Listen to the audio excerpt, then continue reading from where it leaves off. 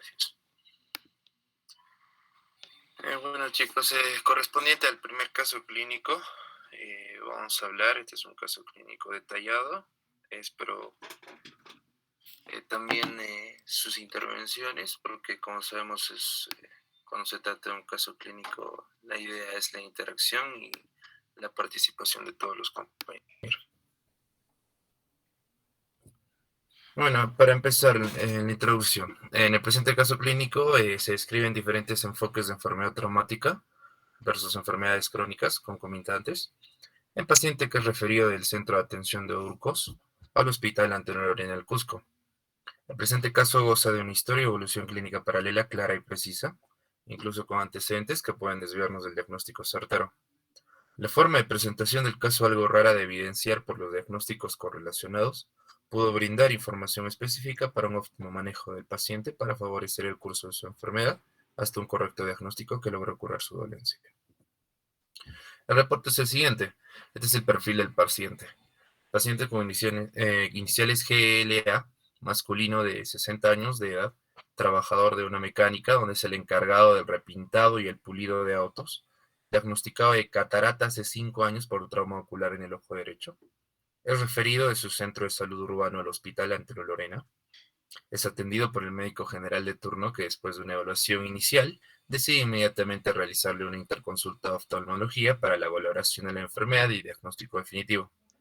El paciente refiere que hace 4 días, mientras realizaba trabajos de pulido de los autos, sintió que algo le entró al ojo, pero en ese momento se frotó los ojos y no le molestó más. Pero a las 5 horas empezó a molestarle de nuevo.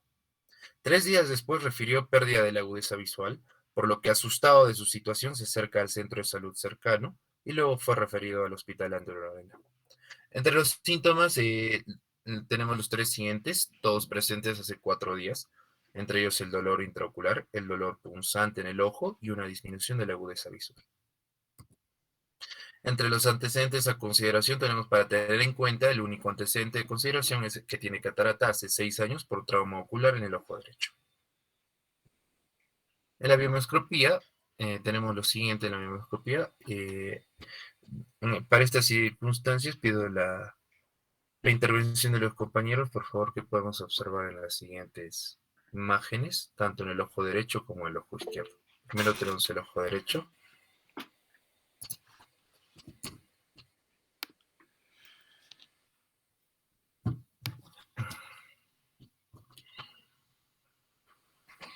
Ya, chicos, por favor, estoy esperando sus intervenciones. ¿Qué observamos en el ojo derecho? ¿A quién pediste la participación de visito? ¿Alguien con nombre mejor? ¿Con nombre, doctor? Sí, sí. Ok, doctor, voy Más a fácil, si ver. no sabe, ya sabe cómo perdemos tiempo cuando invitamos. Estamos tímidos Claro, también, creo. claro, doctor. A ver, voy a ver de acuerdo a la lista acá a la derecha. El primero sería Gabriela Milagros Ortega.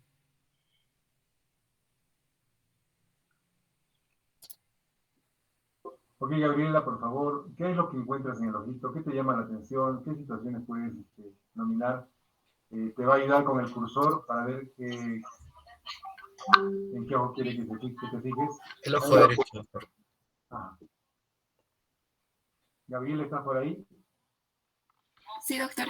Bueno, en la imagen de la izquierda yo puedo ver lo que es una membrana. Hablo del ojo derecho primero, después vamos a lo de izquierdo. En el Sí. ojo derecho. Ok, se puede observar inflamación ocular. Bueno. ¿Qué más llama? ¿Qué crees que hay inflamación? ¿Qué te dice que hay inflamación en ese ojito? Doctor, el hipopio, que bueno, es el pus que va a ver en la cámara anterior, en la parte inferior se puede observar una... Ah, perfecto, ahí excelente. Estás viendo una ya muestra de una inflamación mayor que es el hipófisis. Sí, Perfecto. doctor. Gracias, Gabriel. ¿Continúas o presentas o pides a alguien más, alguna participación más? Sí, doctor, todavía hay más consideraciones en la imagen, así que seguimos la lista nomás. Sigue Maricielo Jenny. Presente, doctor. Mm, También podemos observar hiperemia.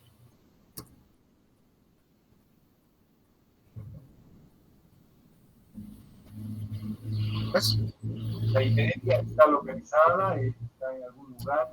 ¿Qué otras cosas más te llaman la atención? Hay una hiperemia, perfecto, ok. Gracias, Maricielo. a ver, Sí, sí, Sherely y Oscar. Sí, hay una opacidad en el cristalino. perfecto. Entonces, opacidad en cristalino, inflamación, hipopio, ¿no? Ifema. mm, ¿Qué nos puede decir Marjorie y Regina? Presente, doctor. Bueno, en la imagen también del ojo izquierdo, del ojo derecho, perdón, en la segunda imagen, creo la flecha negra nos expresa posiblemente un cuerpo extraño.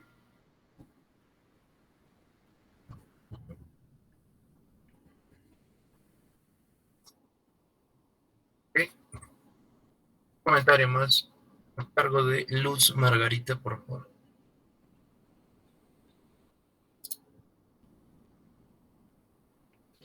Ya. Eh, Parece que ahí en el ojo izquierdo se ve como en donde está la flecha negra, pero un poco más arriba, como una masa se podría observar.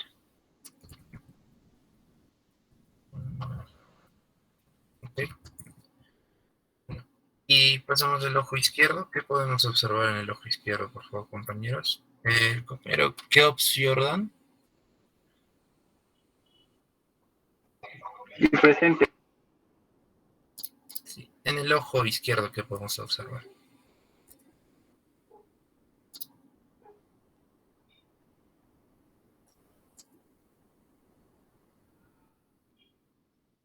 Un comentario.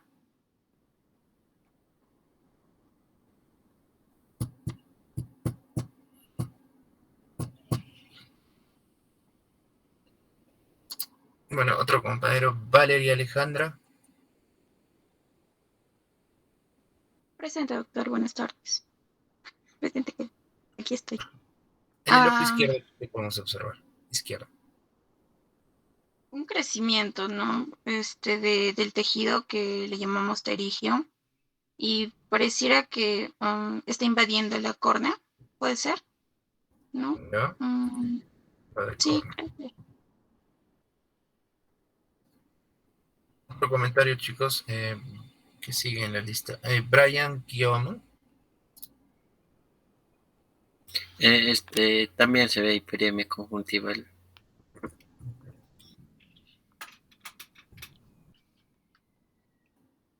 Sí, y Gilbert Alexander. Sí, lo que puedo observar, como dijeron, ¿no? Es el pterigio y la hiperemia. Más la verdad no puedo, no visualizo. Ok, ok. Y Gerontox también. Lalo alrededor. Eso ya que tiene que ver con la edad del paciente, ¿no? Bueno, estos son nuestros comentarios. Entonces, algo que tenemos que recordar es de que en la valoración inicial, debido a la gran inflamación ocular y el edema corneal, no se logró la visualización de un cuerpo extraño, que observamos ahí con la flechita, en el iris derecho, que posterior al tratamiento antiinflamatorio se hizo evidente. Algo que tenemos que tener en cuenta, porque la mayoría de estos pacientes vienen con el ojo tan inflamado, a lo cual nosotros no podemos observar esas cosas, no podemos observar si hay un cuerpo extraño que puede ver, por lo tanto necesitamos un uso de antiinflamatorios en ese momento de emergencia, ¿no? Entonces, ¿qué es lo que podemos encontrar? Eh, Acá tenemos el punto A, ¿no? Si se habrán dado cuenta acá a la derecha dice A. Entonces, a esta altura se inició un manejo intrahospitalario con antibióticos sistémicos de amplio espectro, vancomicina, ceftriaxona, 1 gramo cada 6 horas y tópico con gatifloxicina. Adicionalmente, se da un maleato de timolol con vitramostrol en solución oftálmica, una gota en cada ojo. Entonces, ¿qué es lo que hemos encontrado? Al ojo derecho hay una hiperemia severa con inyección periquerática, edema corneal, una lesión autosellada de 1.5 mm a las 11 horas en la córnea, como hemos observado, hipopio, un leucoma de 1 milímetro de diámetro a las 3 horas y cerigión nasal. Algo más que, que se puede encontrar es de que observando las flechas, observamos en la figura 1, que este es encontramos en un edema corneal, punto 1, hay unas cinequias posteriores, denominado iris bombe, y el hipopio, ¿no? En la figura 2 observamos la flecha que nos daría una herida corneal penetrante, autosellada. Y en la siguiente imagen observamos en el punto 1 el cuerpo extraño, ¿no? En el iris. Se observan cinequias posteriores y por último la catarata de la que había dicho como antecedente que había tenido el paciente. Y bueno, en el ojo izquierdo, una hiperemia, cerigión nasal y esta gerontox. En la evaluación física y aspectos llamativos, podemos observar que al examen físico llamó la atención la frecuencia cardíaca de 99, la presión arterial de 110, la temperatura de 36.5 y una presión intraocular del ojo derecho de 40 y el ojo izquierdo de 20. Como observamos, el ojo derecho está aumentado. En la semiología oftálmica observamos que los reflejos pupilares están normales, los movimientos oculares suaves, rápidos y no precisos. Pero en las versiones y en las ducciones hay dolor a la supraversión, levoversión y supradextroversión. En el ojo derecho hay un dolor a la infradextroducción, levoducción y supraducción, mientras que en el izquierdo hay un dolor en levoducción y supraducción. Se observa que la agudeza visual en el ojo derecho hay una percepción de luz y en el ojo izquierdo hay una 20/70. Entonces, compañeros, ¿qué tipo de exámenes referenciales podremos utilizar para este tipo de caso?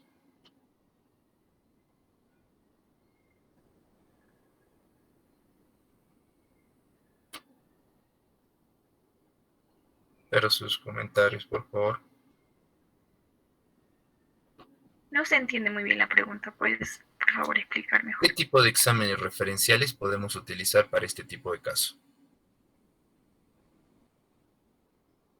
Una tomografía. ¿Ok?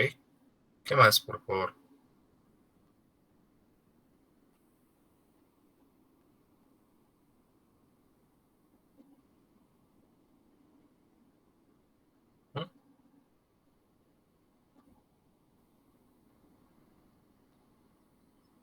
Bueno, también podremos utilizar una ecografía ocular, ¿no? Estandarizada. En los resultados de los exámenes, bueno, hemos tomado estos dos exámenes referenciales, ¿no? Una TAG y una ecografía. A los resultados de la ecografía se da una integridad de la cámara anterior y del comportamiento vítreo, sin cuerpos extraños intraoculares, sin desprendiendo retinal, ¿no? Aumento de la refrigerancia del cristalino del ojo derecho en relación a una catarata madura, con un cristalino izquierdo preservado. En la tomografía axial computarizada de órbitas comparativas se reportó un cuerpo extraño de densidad metálica en el interior del globo ocular derecho, a nivel de la córnea. Acá tenemos el punto B. Entonces, posterior al manejo inicial, se observó una mejoría clínica, dado que en el examen físico se evidenció que en el ojo derecho se dio la resolución de un edema y del hipopio. Entonces, así se pudo evidenciar la presencia de un cuerpo extraño sobre el estroma del iris. Hacia las 11 horas, con la cámara posterior formada y la pupila irregular con cinequias posteriores, como observamos en la figura anteriormente.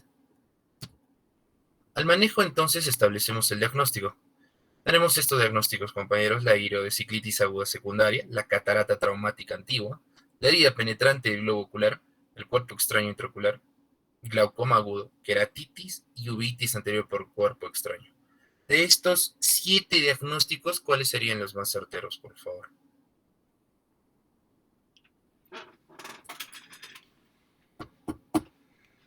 Podría ser glaucoma agudo.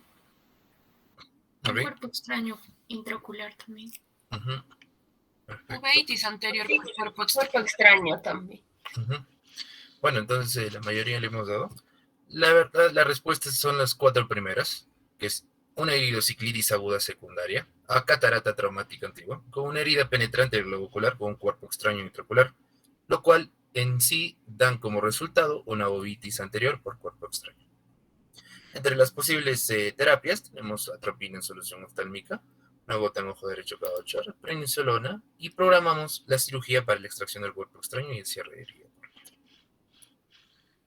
Entonces, ya establecido su diagnóstico como una uveitis anterior por cuerpo extraño, el cirujano oftalmólogo extrae el cuerpo extraño, cierra la herida y realiza una cirugía combinada con cirugía de catarata con implante de lente, una vez mejorado el proceso inflamatorio de cámara anterior, dado que en principio nosotros no podríamos observar el cuerpo extraño por la inflamación, y después de administrados los antiinflamatorios pertinentes, recién se pueden observar. Entonces, realizada la cirugía 7 días después del evento traumático, se da la extracción del cuerpo extraño, el lavado de la cámara anterior con una solución salina más moxifloxacina en solución oftálmica, se sutura la herida, se extrae la catarata y se implanta la lente intraocular, procediendo el procedimiento sin presencia de complicaciones. Al seguimiento ambulatorio, el último control realizado 45 días después de la presentaba una agudeza visual de 20/60 en el ojo operado, con una mejor corrección más adelante. Bueno, entonces la discusión es la siguiente. Como sabemos, la presencia de un cuerpo extraño intraocular secundario a trauma ocular es un motivo de consulta frecuente en el servicio de urgencias en los hospitales públicos, por lo que el médico general, quien está en cargo de la atención inicial que recibe el paciente, debe tener un alto índice de sospecha cuando exista un antecedente de trauma, con síntomas como dolor, hiperemia y pérdida de la agudeza visual en cualquier grado. Un mal diagnóstico y o manejo inicial empeorará el pronóstico del ojo del sujeto y además generaría altos costos en la salud pública. La disminución de la agudeza visual con los cuerpos extraños intraoculares es frecuente debido a la inflamación de los medios transparentes o la producción de una opacidad del cristalino por la lesión, como se menciona el caso. Sin embargo, se debe descartar la presencia de alteraciones en la cámara vítrea y en la retina, cuando no sea posible su visualización directa. Entre estos nos ayudamos pues, de las ayudas imagenológicas como el tajo ocular, compuesto de 3D, y hasta la ecografía estandarizada en tipo A y tipo B. Entonces, todos los pacientes deben recibir antibioterapia tópica y sistémica con alto riesgo de infecciones oculares, sea el caso, sembradas por los cuerpos extraños, así como terapia antiinflamatoria agresiva, debido a que el proceso inflamatorio puede ser más grave que la misma infección. En este caso, la extracción quirúrgica del cuerpo extraño intraocular está indicada en casi todos los casos por la toxicidad del material y hasta por el riesgo de infección. En el presente, al ser un cuerpo extraño metálico, posiblemente de hierro, era mandatoria su extracción para evitar una de esas complicaciones y evitar la presencia de la acidosis. Hace un momento nosotros consideramos la TAG, estaba hablando de la TAG, porque es el estándar de oro debido a que nos permite en sí ubicar, caracterizar y detectar el cuerpo extraño. También, como dije, hablamos de la ecografía que también nos permite localizar topográficamente e incluso hasta sugerir el material del compuesto por el que se puede observar, ¿no? La reflectividad que se genera. Entonces, se podría decir que la ecografía también tiene altos niveles de sensibilidad y especificidad, pero el uso, bueno, es limitado por el operador, ¿no? Y por tener contraindicaciones en algún tipo de lesiones, como las heridas penetrantes no suturadas. Otro también es la resonancia nuclear magnética, pero hay una contraindicación específica cuando se sospecha de tipos de cuerpos extraños metálicos, como en el caso, ¿no? Porque podría empeorar las lesiones y hasta hacer migrar el cuerpo extraño dentro del ojo. Entonces, como iba diciendo, los cuerpos extraños intraoculares se pueden ubicar en cualquier estructura ocular y generan lesiones como uveitis, catarata, en este caso uveitis, ¿no? Cataratas, endoftalmitis, desprendimiento de retina, ceguera y hasta hemorragia vítrea. Entonces, siendo la complicación más severa la endoftalmitis, que puede llegar a amaurosis e incluso a la pérdida del mismo órgano visual. Entonces, la uveitis anterior hace parte de la endoftalmitis, pero puede ser pura cuando el cuerpo extraño solo traumatiza la uvea anterior. Las secuelas de este tipo de cuerpos, más que todo, dependen de lesión, del tipo de lesión y la rapidez del diagnóstico con el que puedan ser detectadas, y hasta el momento de inicio del tratamiento, como el material y el tamaño del cuerpo extraño. Como iba diciendo, en este caso, los cuerpos extraños de hierro o metálicos generan una gran respuesta inflamatoria ocular. Esto explicado en que los iones ferrosos destruyen los fotorreceptores retinianos y las células pigmentadas de la retina, por lo que su manejo debe ser oportuno. Pero también existen cuerpos extraños de vidrio, por ejemplo, poco plomado, o polímeros en general, que, bueno, no generarían la misma respuesta inflamatoria, ¿no? Por parte del organismo, y hasta su manejo podría ser un poco más conservador, dependiendo del grado de molestia que genere al paciente.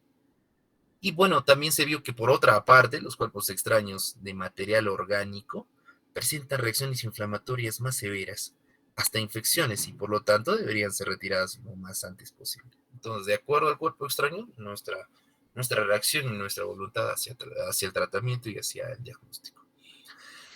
Algo más que también cabe resaltar es de que nuestro pronóstico se ve afectado por factores como el tamaño, localización, material y trayectoria, como la reactividad del cuerpo extraño, ¿no? Como hace un momento dije, la duración de la lesión y hasta el inicio del tratamiento. La presencia de la respuesta inflamatoria nos puede un poco limitar, ¿no? Y hasta la hemorragia intraocular asociada. En cuanto al pronóstico de la agudeza visual final que va a tener nuestro paciente, se consideran 3 variables de importancia, entre ellas la lesión de los párpados, la retina, la agudeza visual al ingreso. Entonces, como conclusión, la presencia de cuerpos extraños intraoculares tiene mayor incidencia en adultos jóvenes de sexo masculino. De todos los cuerpos, los localizados en iris son poco comunes, por lo que el diagnóstico amerita una historia clínica y examen oftalmológico detallado.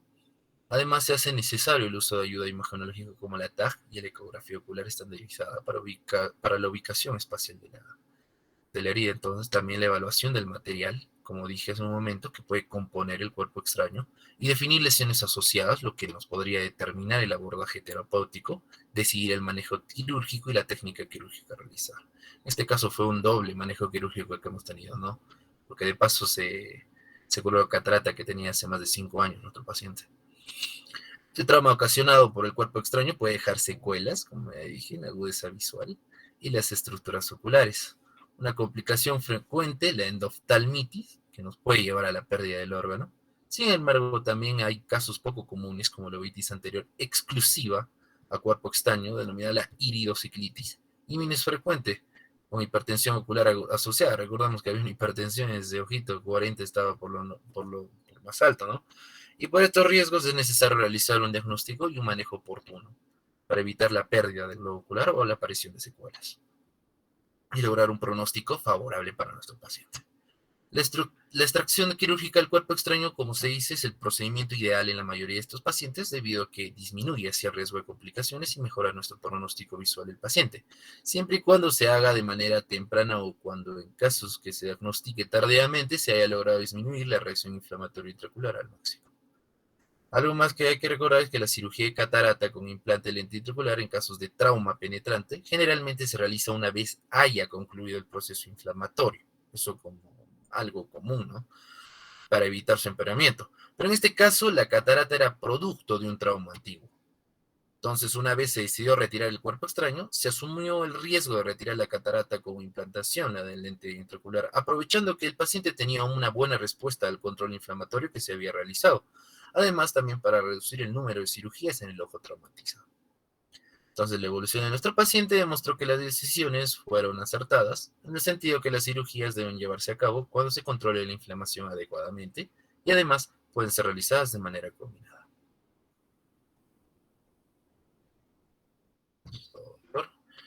Me gustaría preguntar algún comentario a los compañeros. ¿Qué comentario podrían dar acerca de nuestro caso clínico? Yo quería hacerles un comentario especial, más o menos vamos a hacer una especie de roleplay en 2 escenarios. Escenario 1, hospital Pichari, Quindín, o bastante lejano si quieren, ¿no? De director o quien médico que toma decisiones, jefe del grupo, uno de ustedes que vamos a nominar. ¿Tienes la opción de Kahoot, este amigo mío? O el sorteo, comparte por favor. Pero la idea es la siguiente, ¿no? Este binomio, este grupo de personas están en este hospital y tienen que decidir acerca de este paciente. Entonces, ¿cuáles son las consideraciones que vamos a aplicar en torno a la situación del paciente? Ya tenemos el diagnóstico, tenemos el conocimiento del caso clínico y el paciente está con nosotros en este punto remoto. Se entiende que no tenemos oftalmólogo, que no tenemos nada, entonces, ¿qué es lo que tenemos que hacer? Pero no quiero escuchar solamente que lo referimos, porque eso sería el término final, ¿verdad? Pero algo más consensuado. ¿De qué manera abordamos al paciente como persona, como paciente, ¿no? En el caso. Entonces, vamos a colocar, a ver, Julio Arón va a estar en Quimbiri junto con Gilbert. Por interno, tómense el tiempo necesario, 1 minuto, 2 minutos puede ser, para poder tener una posición al respecto. Asimismo, en el otro lado está Maricielo con Gracie. ¿Me escuchan, por favor? Maricielo, Gracie. Sí, doctor. Ok, y Gilbert. Doctor, disculpe, ¿podría repetir, por favor? Mi señal está un poco mal. Lo que sé que Por no favor. estaba Gilbert. No, así estoy este inicio. Incluso he participado. Ok, nos ponemos en 2 escenarios frente al paciente. Gilbert, aquí, ¿con quién más está Gilbert? Con Aarón. Con Aarón. Aarón y Gilbert son médicos del centro médico, bueno, del hospital 1, hospital 2 de Pichari, Quimbiri. Tienen al paciente en este momento. En este momento tienen al paciente, ¿no? ¿Cuál es la decisión que van a adoptar frente a él? Pero no solamente quiero que me lo vamos a referir. Entiendan el diagnóstico, toda la coyuntura y necesitan hacer un formato de referencia verbal. El doctor Glicerio es el oftalmólogo del hospital de Cusco, ¿ya? Y está pendiente de la comunicación que le van a hacer Maricielo con el jefe de guardia. ¿Con quién estaba Maricielo, perdón? Con Gracie, doctor. Gracie y Maricielo, por favor. Tómense 2 minutos para desarrollar y el oftalmólogo va a estar atento a recibir el paciente y nos van a decir, en todo caso, los 3, cuál es la conducta terapéutica al respecto.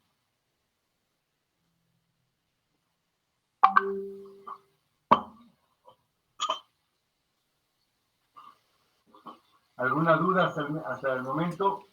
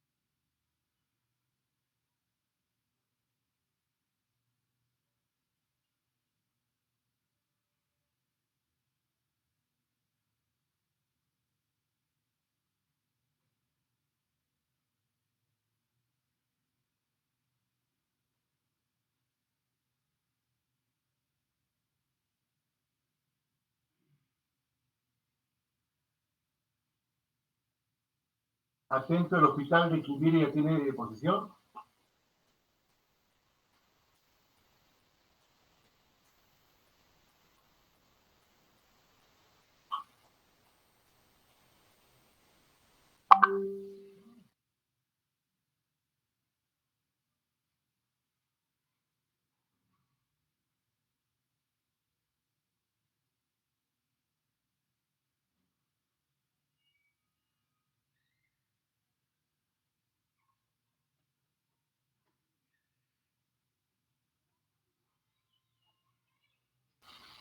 Tenemos la hoja de referencia y amigos. Tenemos un helicóptero que está saliendo en 10 minutos. Coincidentemente está viajando a Cusco. Hay posibilidad de enviar un paciente. Estoy llamando al hospital de Quimbiri, nadie contesta. ¿Tienen algún paciente? Tenemos 2 cupos, por favor, hasta para 2 personas. Por prioridad, notificamos primero al hospital de Quimbiri. ¿Hay algo que referir a algún paciente? Atentos. Sí, doctor, tendríamos que referir a este paciente, ¿no? Hacia el hospital de Cusco, por tratarse. ¿Cómo está? Le Doctor, habla el piloto del helicóptero. Voy a salir en 10 minutos. Usted siempre me dice que esté atento y le avise si tiene algo que referir. doctor, disculpe, no le escucho bien, doctor. No sé si puede subir un poquito más la voz, por favor. A ver, doctor Gilbert, me copia. Alessandra, ¿se me copia bien? Se le escucha de lejos, doctor. Ya me voy a acercar un poquito más al micrófono. Ahora sí me copian. Sí, doctor, le copio. En el juego de roles soy el piloto del helicóptero, amigo. Me estoy yendo en 10 minutos. Como siempre te aviso, porque estamos al frente del hospital. Si tienes algún paciente que referir al Cusco, tengo destino Cusco. ¿Ok? ¿Ya está listo tu paciente? Si lo tienes, ¿no? Sí, doctor, sí está el paciente. Ok, dejo de ser piloto y te dejo en manos del hospital de Cusco. Presenta tu hoja de nota de referencia, por favor, verbal. ¿Quién era el médico referente en Cusco, por favor?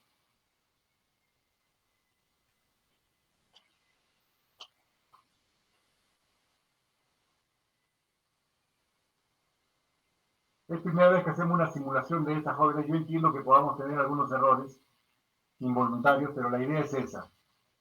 Estamos frente a un caso de un paciente de 60 años con un antecedente. A ver si lo presenta Gilbert. Atención, Cusco, ¿está atento?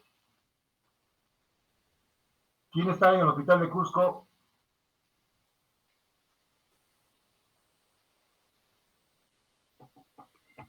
Creo que eran las compañeras. Había 2 compañeras, me parece, doctor.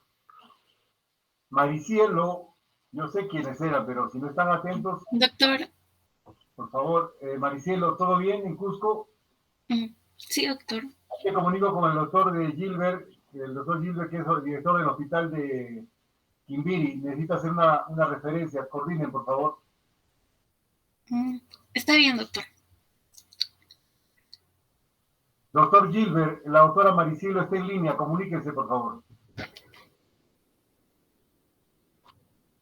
Bien, a ver, se trata de un paciente que vino a la consulta por un cuerpo extraño metálico de hace 4 días. Como sabemos, no es un cuerpo extraño, entonces el manejo es quirúrgico. Entonces le estoy enviando el paciente con previa profilaxis antibiótica, ¿no? Por tratarse de un cuerpo metálico. Buenas tardes, Gilbert. Por favor, entonces al paciente necesito que me des los antecedentes, si tiene alguna alergia, algún medicamento, y aquí lo vamos a estar esperando.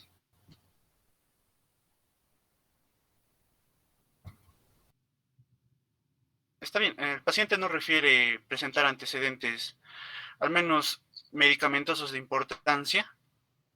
Más bien lo que refiere es que el paciente anteriormente tuvo un trauma ocular que le llevó a una catarata, ¿no? El paciente, por cómo viene, es con un dolor intraocular, dolor punzante, y como le mencioné, a consecuencia de un cuerpo metálico extraño en el ojo. Ya está bien, Gilbert. Entonces, yo aquí me encargo de hacer los trámites que se necesite para esperar al paciente. Ok, doctor Gilbert, entonces lo llevo a su paciente o me voy nomás. Cuénteme. ¿Sí? Sí, lléveselo. Gracias, doctor. Entonces procede la ambulancia, llega al paciente, la evacuación. Todo es un proceso, un procedimiento, son pasos. El paciente llega al hospital, llega al centro médico y amerita una serie de secuencias y coordinaciones. Todo eso es un proceso y tiene que ser arreglado. Ok, doctora, entonces ya, doctora Maricielo, ya está usted notificada. ¿Qué va a hacer ahora, doctora? ¿Va a esperar que llegue? ¿O a quién va a llamar? Doctor, voy a coordinar con el oftalmólogo que se encuentra en estos momentos en el servicio. Ah, perfecto, doctorita. A ver, ¿qué es lo que pretende? Creo que usted también es oftalmóloga, doctora. Ok, qué gusto, doctora, gracias. Sé que van a hacer lo mejor por el paciente, entonces empezamos la coordinación entonces, en este caso. Adelante, doctores. Doctor Vicerio, doctora Maricielo. Doctora Marcelo.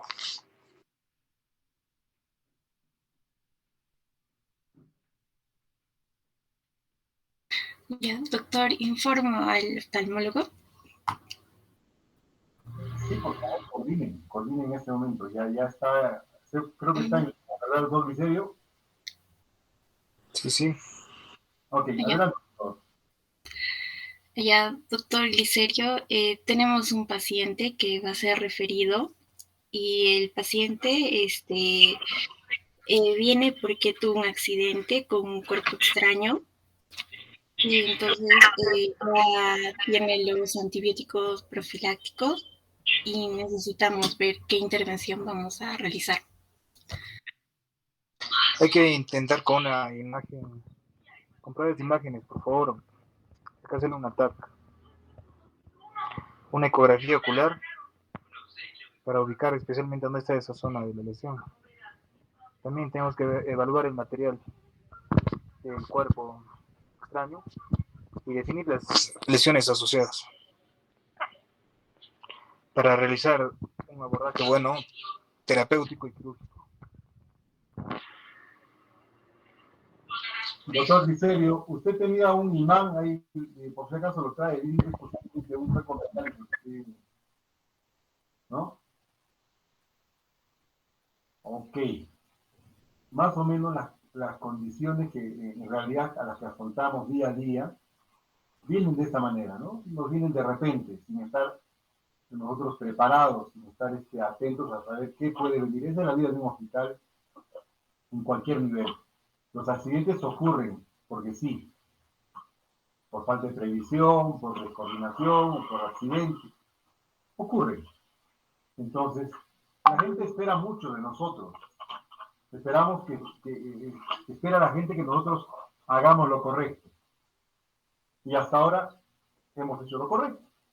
Hemos diagnosticado a un paciente, sabemos de qué se trata, sabemos cuáles son las maniobras que debemos hacer cuando tengamos un accidente de este tipo. Accidentes con penetrantes, con cuerpos extraños metálicos, van a haber. Hemos conversado ya del tema. Les había hecho una invitación al grupo hace unas semanas atrás para ingresar a un curso de trauma ocular. ¿Alguno de ustedes asistió? ¿Alguien que haya asistido? No era obligatorio, obviamente, ¿no? Pero sí se redactó se desarrolló el curso de trauma ocular, muy importante, y ahí se habla, obviamente, de este tipo de accidente, cuando vemos involucrado un cuerpo extraño, metálico. Recuerden todas las actividades en las que haya toque de metal contra metal. ¿Qué quiere decir? Alguien que esté golpeando una plancha de acero, ¿no? Un mecánico de banco, ¿no? Que esté golpeando el fierro para fundirlo, qué sé yo, puede recibir accidentalmente el impacto de una esquirla metálica. Dependiendo la posición de la esquirla en que vaya dirigida hacia el ojo, podría quedar externo a o podría penetrar el ojito, si va en alguna orientación. Y a veces inclusive la herida escleral o corneal puede ser mínima. Podría ser una herida autosellante en la córnea, que apenas produce un signo de Seidel cuando hacemos alguna presión. Si no hacemos presión, no hay Seidel. Eso se llama herida autosellante, cuando mide 2 o menos milímetros de longitud de herida. Entonces, estos pacientes pueden pasar inadvertidos a una simple evaluación. Es el oftalmólogo, con los equipos que tiene, quien va a tener que hacer la evaluación y determinar si hay o no hay compromiso de uno u otro tipo del globo ocular. Evidentemente, someter a una resonancia magnética a un paciente que tiene un cuerpo, la sospecha de un cuerpo metálico incrustado en el ojo, podría generar mucho más riesgo que beneficio. Sin embargo, estos sistemas de imágenes son requeridos para algún tipo de trauma especial. Por ejemplo, si tuviera un cuerpo extraño, un palo vegetal, por ejemplo, algo de madera dentro del ojito y algo pequeño. De repente, una tomografía no me va a mostrar nada, al igual que una radiografía, pero sí una resonancia magnética podría ser útil para evidenciar la presencia de este cuerpo extraño en el ojito. Dicho todo esto, paciente con endoftalmitis, una uveitis mediociclitis anterior por cuerpo extraño, secundaria a traumatismo, etcétera, etcétera, etcétera. La pregunta del examen, jóvenes, ¿qué hacemos con este paciente? ¿No? Primero que nada, bueno, para ir a hacer, ya tiene endoftalmitis, seguramente vamos a hacer una vitrectomía posterior, ¿no? Y por si acaso aprovecharemos en el tema de la inyección intravítrea, si es que no está el oftalmólogo, por decirlo, el doctor Miserio no está en el hospital ese día, está de viaje, está de vacaciones, no le toca turno. La doctora Maricielo, que es oftalmóloga, pero no es quirúrgica, es oftalmóloga clínica, lo que sabe que tiene que hacer con ese paciente es simplemente colocarle una. ¿Qué va a hacer doctora Maricielo? Fue pregunta de examen. ¿O qué le va a recomendar el doctor Miserio a la doctora Maricielo? Inyecciones intravítreas. Una inyección intravítrea, ¿no? Ok, pero en el proceso de la colocación de la inyección intravítrea hay un espacio del que hemos hablado y que se habló del curso de trauma, que es importante para un efecto importante para todo el proceso del manejo de la endoftalmitis. Ya, tengo la jeringa colocada en el ojito del paciente para colocarle ya el fortificado, el medicamento preparado, puede ser, no sé, amicacina, ceftazidime, lo que tengo a mano, ¿no? Que es lo que generalmente se coloca, una dilución especial. Entonces, el hecho de que tenga la aguja ahora me invita a hacer un procedimiento X. ¿Alguien me recuerda?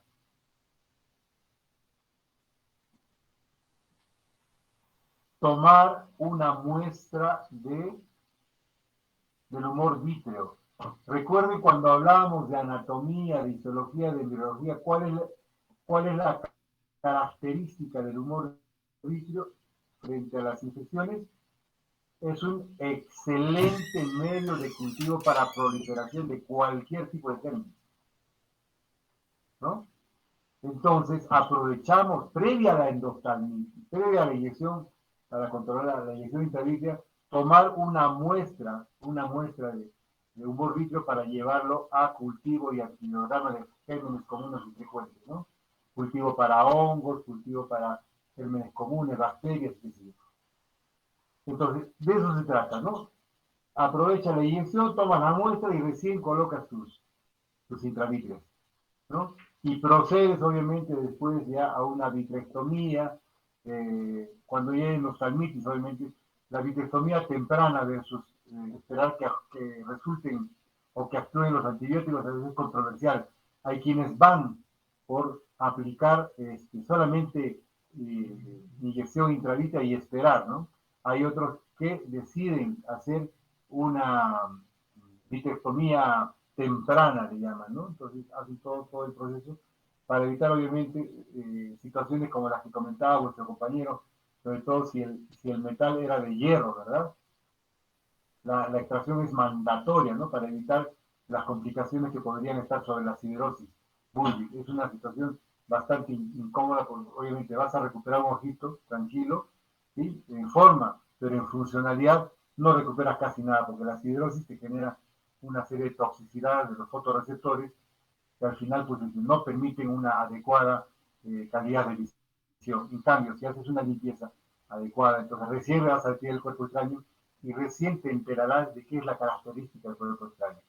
Entonces, el hacer una vitrectomía temprana y el esperar también es una situación que puede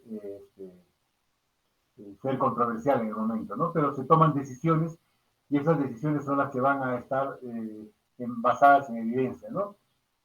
Listo, jóvenes, esta es una forma de abordar un caso clínico y va a ser en adelante la manera en que vamos a compartir.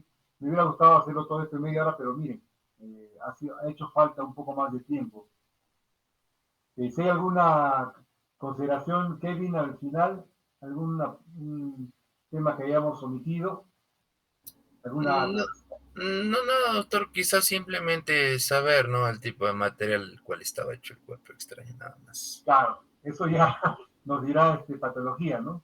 Ustedes saben que Sí, patología al doctor. final es quien pone el diagnóstico, sí, es correcto, ¿no? El final. Nosotros solo contribuimos a la formación de este.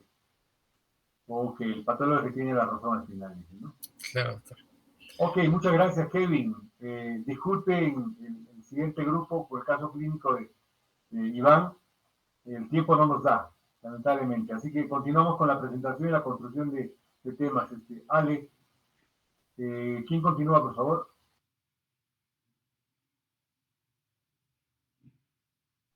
Creo que todo glaucoma, doctor. Un segundo. Sí, estamos Sí, doctor, un momentito. Lo voy a presentar ahora. Gracias, Mirla. Teníamos pendientes. Sí.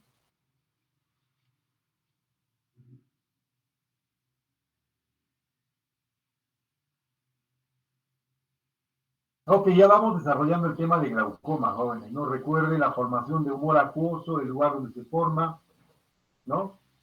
En el cuerpo ciliar, a nivel de los procesos ciliares y dentro de unas células especiales, ¿no?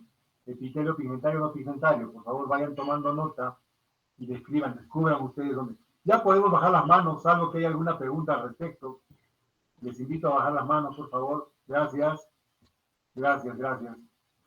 Entonces, el flujo del humor acuoso va a determinar la presión intraocular, correcto. Y esta presión intraocular aumentada va a determinar, obviamente, una situación de presión intraocular completa, ¿no?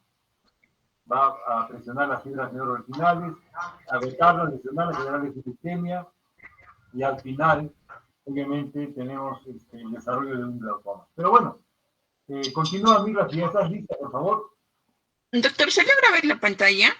Sí, pero está en blanco tu pantalla, te cuento. Hace Sí. segundos veíamos algunas diapos. Sí, solo que No, tranquila, toma tu tiempo, puedes volver a presentar. Y bueno, comentábamos, ¿no? Función, formación de humor acuoso, eliminación del mismo, también nos invita a poner. ¿Tienes la mano levantada, Glicerio? ¿Hay alguna pregunta, por favor?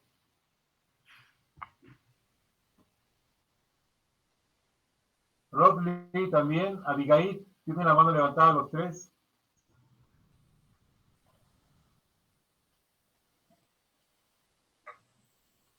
Hola, Glicerio, Rodley, Abigail.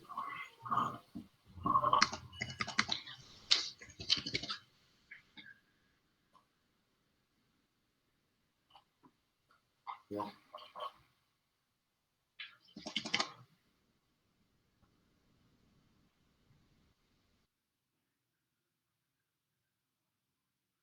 Doctor. Hola. Disculpe, doctor. Buenas tardes. Sí, levantaba la mano Rodley o Abigail. Hace rato te pregunto por qué. Doctor, no lo bajé la mano, disculpe. Ok, ¿y Rodley tú? Sí, todavía con la mano elevada. Glicerio, tú ya la bajaste, perfecto, ok. Gracias. Habíamos pedido hace unos 10 minutos atrás, creo que bajen la mano. No se preocupen. Pero les preguntaba si tenían algo pendiente y creo que no me escucharon.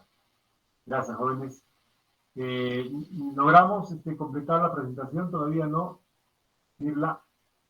Está volviendo a ingresar, ¿verdad? Sí, doctor, en un rato mi compañero lo va a presentar. Es que yo no puedo, no sé qué está pasando, por favor. Habíamos hablado, gracias, mira, no te preocupes. Habíamos ya tenido el concepto de un glaucoma según las características anatómicas del ojo, ¿no?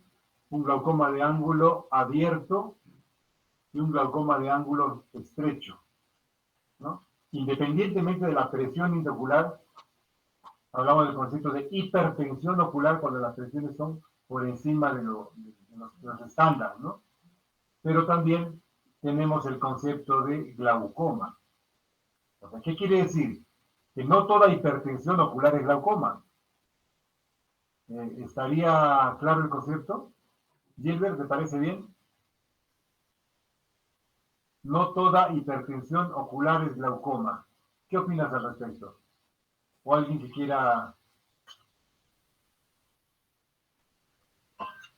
Sí, doctor, usted dijo que no todo glaucoma era igual a aumento de la presión intraocular, más que todo porque el glaucoma era una neuropatía óptica isquémica crónica y había casos en los que el glaucoma podía cursar con una presión intraocular normal. Claro, no entendió muy bien porque la señal no está muy bien, Seralí, pero la idea es esa, ¿no? Evidentemente, no toda hipertensión ocular es glaucoma. Simplemente puede ser una hipertensión ocular, pero no va a afectar la capa de fibras neuroretinales, tampoco va a afectar el campo visual. Entonces, solamente una hipertensión ocular. Se trata, claro que sí, se medica, pero no es considerada como glaucoma. El glaucoma sí, puede inclusive tener la presión intraocular normal, ¿no? O tensión normal o puede estar elevada, eso se trata, pero en ese caso sí hay alteración de las fibras, del complejo de fibras neuroretinales y hay alteración del campo visual y estas son progresivas e irreversibles, la diferencia entre ambas. Continúa, por favor, creo que estabas por presentar el glaucoma de ángulo estrecho. Anatómicamente tenemos un glaucoma de ángulo abierto y ahora va a tocar el tema del glaucoma de ángulo estrecho. Veamos las consideraciones. Adelante, Mirla. Gracias. Estoy bien, doctor. Ahora sí se logra ver, ¿no? 100%. Gracias. Ya, doctor, está bien. Bueno, doctor, muy buenas tardes y compañeros. Continuando con la exposición, vamos a continuar, ¿no?, con el glaucoma de ángulo cerrado. Vamos a ver que esta es una causa, ¿no?, importante de ceguera que afecta principalmente a las mujeres. Y vamos a ver, ¿no?, que el glaucoma de ángulo cerrado tiene una fisiopatología distinta al glaucoma de ángulo abierto. Este se presenta en menor frecuencia y el tratamiento, ¿no?, en ambos es diferente. Vamos a ver que el reconocimiento de los factores de riesgo individuales, las características anatómicas predisponentes, así como la exploración clínica del ángulo camerular y el nervio óptico, ¿no?, son la clave para establecer el diagnóstico correcto de una enfermedad ocular. Vamos a ver que el glaucoma de ángulo cerrado se caracteriza por el estrechamiento o cierre del ángulo de la cámara anterior. También vamos a definir como el grupo de una entidad clínica, ¿no?, que se caracteriza por aposición iridotrabecular, también por sinequias anteriores periféricas o ambas, ¿no? Vamos a ver que aquí el ángulo de la cámara anterior proporciona, ¿no?, drenaje para el humor acuoso. Aquí el líquido que llena el globo ocular, ¿no?, en condiciones normales. Pero cuando esta vía de drenaje se estrecha o se cierra, el drenaje no va a ser inadecuado. Y entonces aquí vamos a aumentar, acá va a conducir al aumento de la presión intraocular y al daño, ¿no?, del nervio óptico. También vamos a ver que la presión intraocular normal es de 10 a 21 miligramos de mercurio, pero en los episodios agudos del glaucoma de ángulo cerrado, las presiones suelen alcanzar, ¿no?, a más de 30 miligramos de mercurio. Vamos a ver que vamos a encontrar, ¿no?, dos grupos de esta patología. Encontramos al del cierre de ángulo primario. Aquí los pacientes están anatómicamente predispuestos, ¿no?, a este tipo de glaucoma. No hay otra causa identificable. Vamos a ver que en su patogénesis, aquí el ángulo primario de cierre, aquí vamos a ver que la lente se encuentra, ¿no?, demasiado adelante anatómicamente y descansa, ¿no?, contra el iris. Esto da como resultado un bloqueo pupilar, que es una condición, ¿no?, en la que el humor acuoso ya no puede fluir normalmente, ¿no?, a través de la pupila. Vamos a ver que aquí también la presión se acumula detrás del iris en relación con la cámara anterior, lo que hace que el iris periférico se incline hacia adelante y cubra todo, ¿no?, o parte del ángulo de la cámara anterior. Este contacto prolongado o repetido entre el iris y el ángulo puede provocar, ¿no?, cicatrices y daño funcional a la malla trabecular. También vamos a ver que el tejido en el ángulo que actúa, ¿no?, como un tamiz a través del cual drena el humor acuoso. También vamos a ver que el nervio óptico muestra daño, ¿no?, por la presión intraocular alta. La enfermedad, ¿no?, aquí se llama glaucoma primario de ángulo cerrado. Dentro de los factores de riesgo que van a predisponer, incluyen, ¿no?, los antecedentes familiares, la edad mayor a 60 años, sexo femenino, la hipermetropía, también ciertos medicamentos no van a predisponer, la pseudoexfoliación y también, ¿no?, la raza. Encontramos también otro grupo que es el ángulo, que es el cierre, ¿no?, del ángulo secundario. Vamos a ver que aquí este tipo, ¿no?, de causa va a haber una posición, ¿no?, iridotrabecular en consecuencia, ¿no?, de una condición específica como las sinequias, las contracciones de una membrana fibrovascular y una seclusión, ¿no?, pupilar o pseudofaquia. Vamos a ver aquí que aquí lo que ocurre es la producción, ¿no?, cuando el ángulo de la cámara anterior se ocluye, ¿no?, como resultado de condiciones que empujan el iris o el cuerpo ciliar hacia adelante. Esta va a ser, ¿no?, una condición de empuje, o también vamos a ver una condición de tracción, que es la deformación del iris para que se retraiga, ¿no?, el ángulo. Dentro de las condiciones de empuje vamos a incluir lo que son las fibrosis de pupila a la superficie anterior del cristalino. También encontramos, ¿no?, otra condición que es la hemorragia coroidea, debido, ¿no?, a cirugías oftálmicas previas. También otra condición, vemos el síndrome del iris de la meseta, una anomalía de desarrollo. Otra condición, vemos el desvío acuoso, en el que el humor acuoso llena la cavidad vítrea, ¿no?, en lugar de fluir a través de la pupila. Vamos a ver también otra condición, el síndrome del desarrollo, que causan fibrosis en el segmento posterior del globo ocular. Y dentro de las condiciones de tracción incluyen, ¿no?, la inflamación, la neovascularización del iris con una membrana fibrovascular, la proliferación anormal de las células endoteliales corneales y la invasión, ¿no?, del ángulo de las células epiteliales o fibroblastos. Bueno, dentro de la presentación clínica vamos a ver, ¿no?, que ante la rapidez y el grado de elevación de la presión intraocular, vamos a determinar si estas presentan síntomas. Si la presión intraocular aumenta rápidamente, como es el caso típico, ¿no?, del glaucoma primario agudo del ángulo cerrado, los pacientes pueden experimentar, ¿no?, algunos de los siguientes síntomas, como es la disminución de la visión, los halos alrededor de las luces, la jaqueca, el dolor ocular intenso, también vamos a ver, ¿no?, náuseas y vómitos.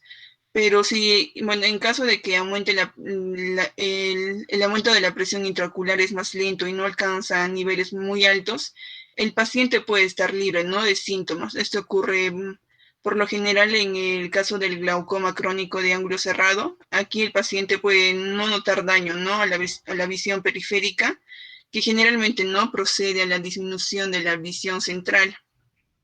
Dentro de los signos que nos sugieren un rápido aumento de la presión intraocular incluyen, ¿no?, lo que es el enrojecimiento conjuntival, el edema o turbidez de la córnea. Vamos a ver también, ¿no?, una cámara anterior poco profunda, una pupila dilatada que va de 4 a 6 milímetros, que reaccionan mal a la luz. Bueno, vamos a ver que estos síntomas y signos del glaucoma agudo a menudo ocurren, ¿no?, por la noche, cuando los niveles de luz son más bajos. Estas causan, ¿no?, midriasis, y los pliegues del iris periférico bloquean lo que es el ángulo estrecho. En cuanto al diagnóstico, vamos a ver que ante esta presentación clínica en estos pacientes vamos a poder realizar la agudeza visual, la presión intraocular, es muy importante, ¿no? Pero no necesario en algunos pacientes. También vamos a ver el examen con lámpara de hendidura de los segmentos anteriores, la prueba del campo visual, la gonioscopía, el examen del fondo de ojo no dilatado. Algo muy importante dentro de las pruebas de diagnóstico es la gonioscopía, que esta es un método estándar de oro para diagnosticar el glaucoma de ángulo cerrado. Esta técnica consiste en utilizar una lente especial para la lámpara de hendidura que permite, ¿no?, al médico visualizar el ángulo. Esta gonioscopía de hendidura se refiere a ejercer presión posterior sobre el globo ocular con la lente utilizada para la gonioscopía. Aquí la presión ampliará, ¿no?, el ángulo si no está marcado completamente. La medida en que la cicatrización ha producido también el ángulo se cierra, y esto ayuda, ¿no?, a determinar su gravedad y cronicidad. Es muy importante saber que esta prueba de diagnóstico requiere, ¿no?, conocimientos y experiencia para funcionar de manera confiable, ¿no?, en estos pacientes.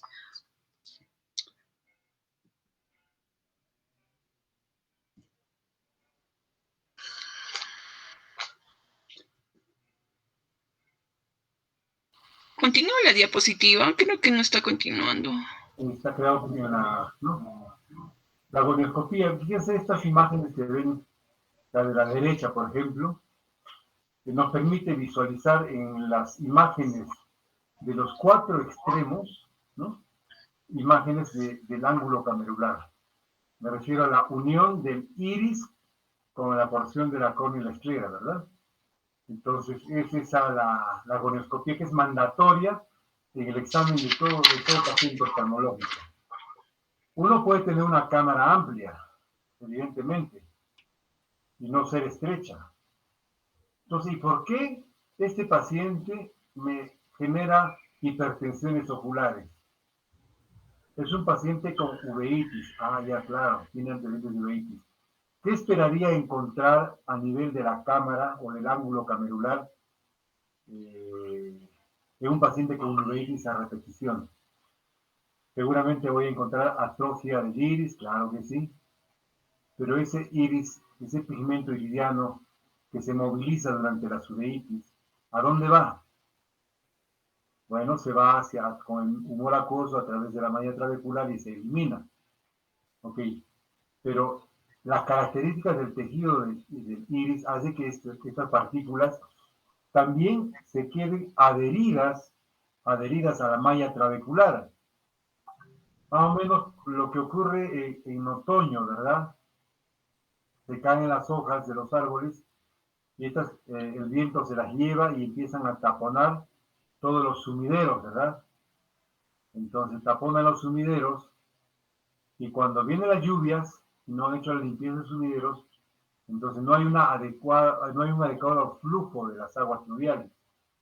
Entonces ahí vienen las inundaciones. Lo mismo ocurre en el ojo. La malla trabecular altera completamente su anatomía.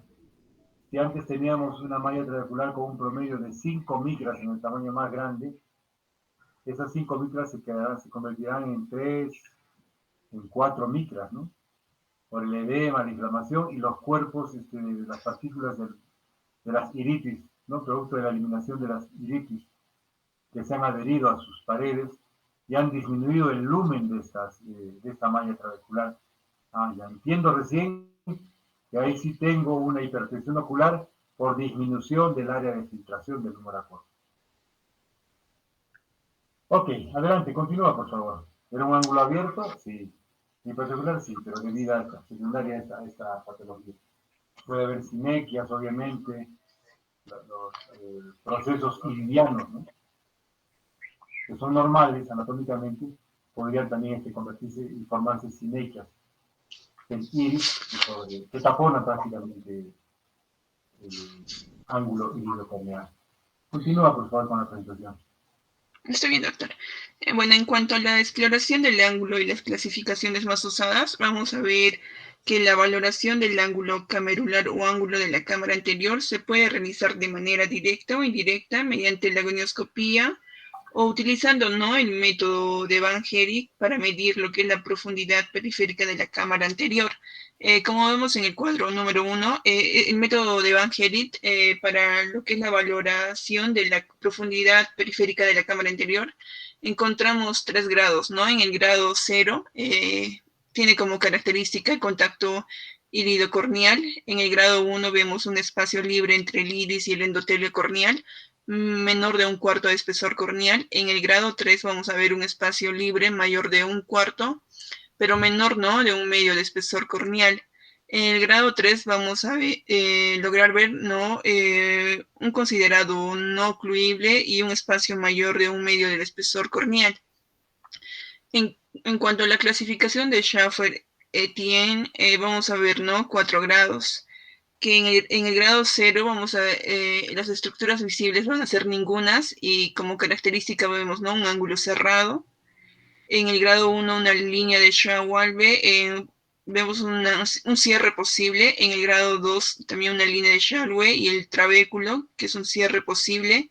Y en el grado 3 la línea, también vemos, ¿no?, se hace ver, ¿no?, una estructura del trabéculo y un espolón escleral, que tiene como característica, ¿no?, un cierre imposible.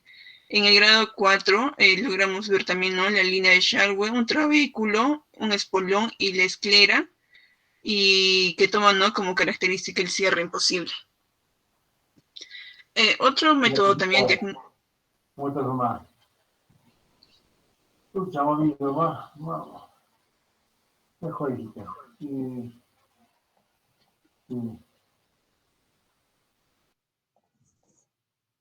Bueno, otro método de diagnóstico, vemos la graduación con lámpara de hendidura de la profundidad de la cámara anterior.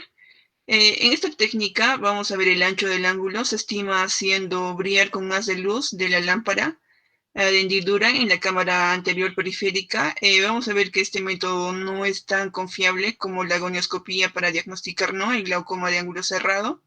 También vemos, ¿no?, la biomicroscopía de ultrasonido, en donde el ultrasonido especializado de cámara anterior puede mostrar, ¿no?, el ángulo de cierre y ayudar a definir el mecanismo. El instrumento del biomicroscopio de ultrasonido, vamos a ver que tiene una desventaja, ¿no?, de ser costoso y por lo tanto no está ampliamente disponible, ¿no? En cuanto a la tomografía óptica del segmento anterior, vamos a ver que la tomografía de coherencia óptica del segmento anterior de alta definición se está utilizando, ¿no?, como una modalidad para obtener imágenes del ángulo de drenaje y detectar ojos en riesgo de cierre de ángulo. Aquí vamos a ver que hallazgos sugieren que los ojos propensos a desarrollar ángulo de cierre no solo difieren, ¿no?, anatómicamente de los ojos normales, sino que también pueden responder de manera diferente a estímulos de luz. Como por ejemplo, cuando se dilata en el mismo grado, el iris de un ojo de ángulo cerrado tiende a ser más grueso que el iris de un ojo normal. En cuanto a las pruebas de provocación, vamos a ver que con mayor frecuencia no proporcionan, ¿no?, no proporcionan información adicional más allá del examen clínico y no se usan, ¿no?, ampliamente porque consumen demasiado tiempo y no son definitivas y potencialmente, ¿no?, riesgosas. En cuanto al diagnóstico diferencial, vamos a tener a la iritis, al trauma, a la conjuntivitis, a la epiescleritis, también vemos la hemorragia subconjuntival, a la abrasión corneal y a la queratitis infecciosa. En cuanto al tratamiento, vamos a ver primero va a implicar, ¿no?, el control médico de la presión intraocular elevada, seguido, ¿no?, de la reversión del ángulo del cierre mediado mediante lo que es la iridotomía periférica con láser u otros tratamientos quirúrgicos, ¿no? Vamos a ver que cuando es probable que transcurra 1 hora o más de que el médico pueda ver al paciente y la sospecha de un ataque agudo es alta, se debe iniciar, ¿no?, un tratamiento empírico. Y si la visión es normal, pero otros síntomas y signos sugieren un ataque agudo de ángulo cerrado, el tratamiento aquí empírico debe administrarse, ¿no?, si la presión intraocular está significativamente elevada, ¿no?, como por ejemplo mayor a 40 miligramos de mercurio. Aquí, como tratamiento empírico, usamos, ¿no?, las gotas oftálmicas para bajar la presión. Aquí tenemos, ¿no?, el uso del maleato de timolol al 0.5%, también lo que es la apraclonidina al 1% y la pilocarpina, ¿no?, al 2%. Vamos a ver también que se sugiere administrar 500 miligramos de acetazolamida oral o intravenosa. Cuando la presión intraocular, también hay que tener en cuenta, ¿no?, que la presión intraocular debe controlarse entre 30 a 60 minutos después de administrar las gotas como tratamiento empírico. También vamos a ver si esta presión sigue estando significativamente elevada, se puede volver a administrar las mismas gotas, ¿no? Pero todo esto mediante el seguimiento de un oftalmólogo. También vamos a ver que los medicamentos sistémicos distintos de la acetazolamida, como el manitol intravenoso, deben administrarse, ¿no?, bajo la guía de un oftalmólogo, ya que el cierre de ángulo debe confirmarse antes de administrarlos. En cuanto al tratamiento de lo que es la iridotomía periférica con láser, este procedimiento crea un pequeño orificio, ¿no?, en el iris periférico a través del cual puede fluir el humor acuoso y alcanzar el ángulo.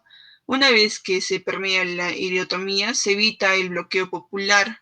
Este procedimiento generalmente se crea con un láser, en donde la presión intraocular se vuelve, ¿no?, a controlar tras 30 a 120 minutos después de que se realice este procedimiento, y se administran, ¿no?, gotas de esteroides suaves durante varios días.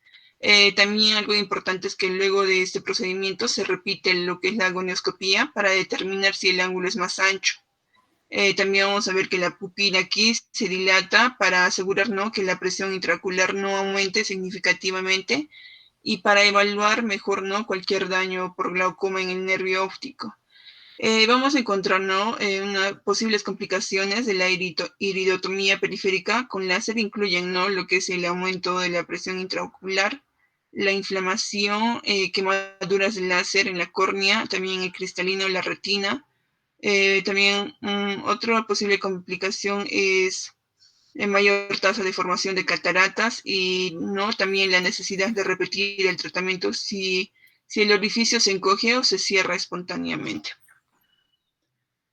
En cuanto a la iridectomía periférica quirúrgica, en este procedimiento el oftalmólogo hace una incisión en la cámara anterior y extirpa, ¿no?, quirúrgicamente una pequeña cantidad de tejido del iris para crear un pasaje para que el humor acuoso alcance el ángulo.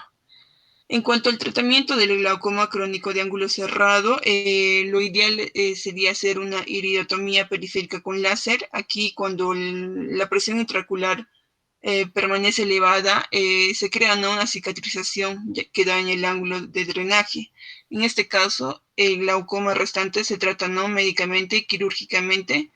En caso del glaucoma secundario de ángulo cerrado, se maneja, ¿no?, tratando la causa primaria, que viene a ser alguna alteración anatómica, como ya lo dije antes, y también es importante, ¿no?, controlar lo que es la presión intraocular y un tratamiento quirúrgico, ¿no?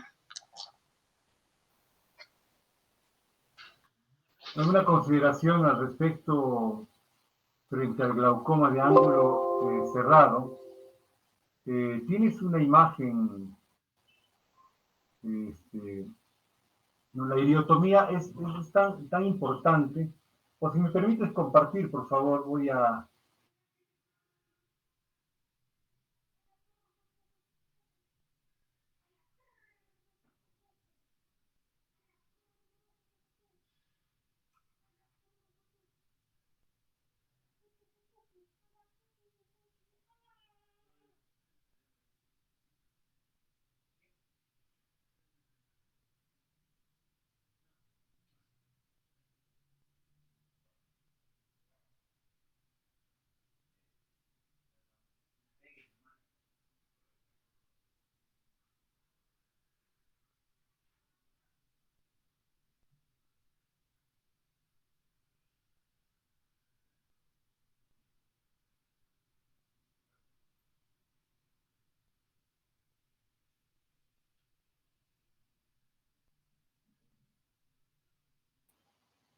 ¿Me permites presentar?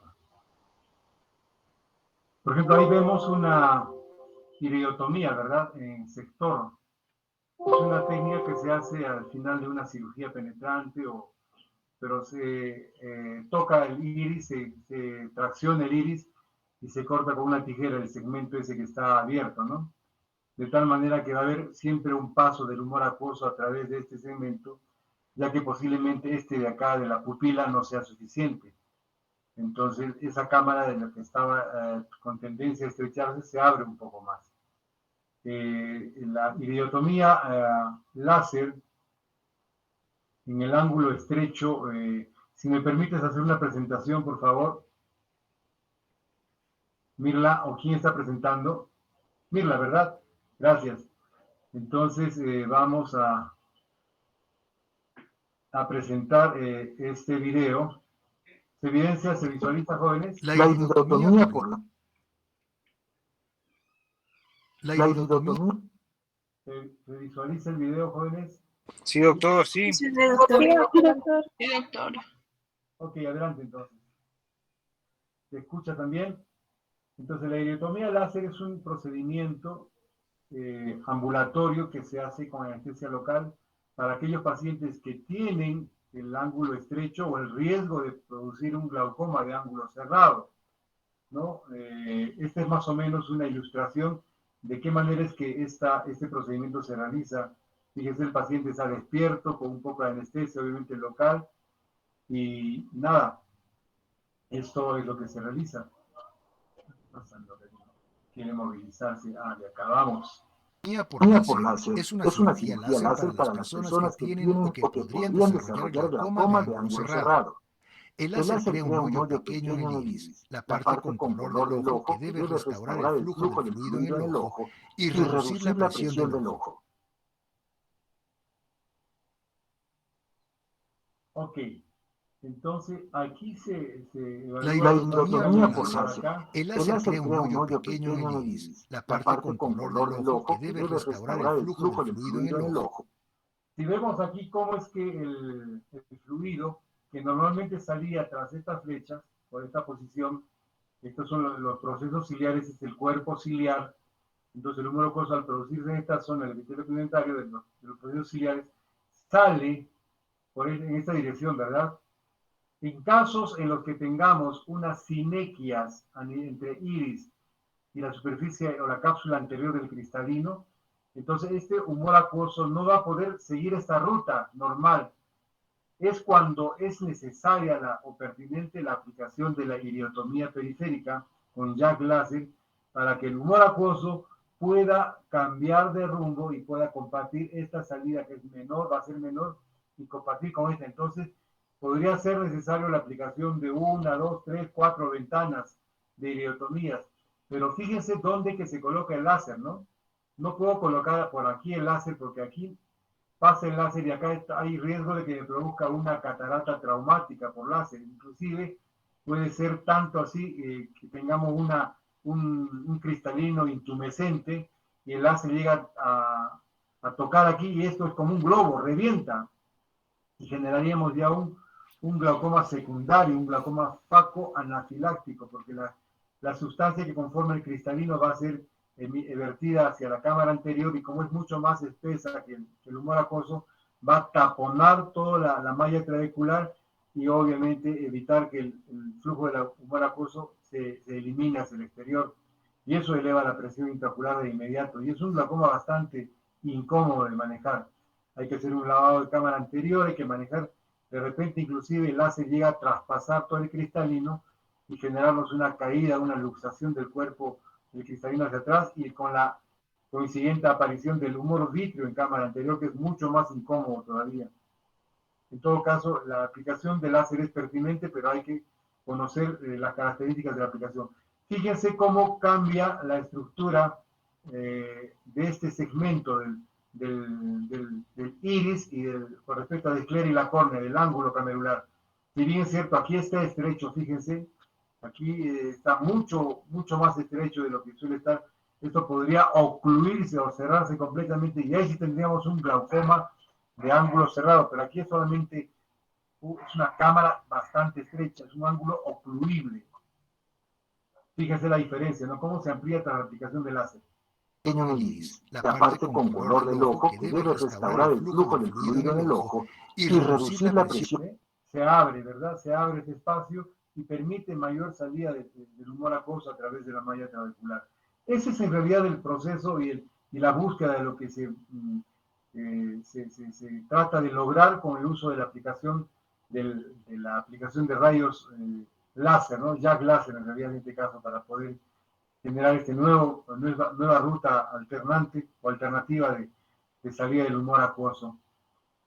Esto, por favor, a manera de ilustración quería presentarles a consideración. Continúa, por favor, en tu presentación, amiga.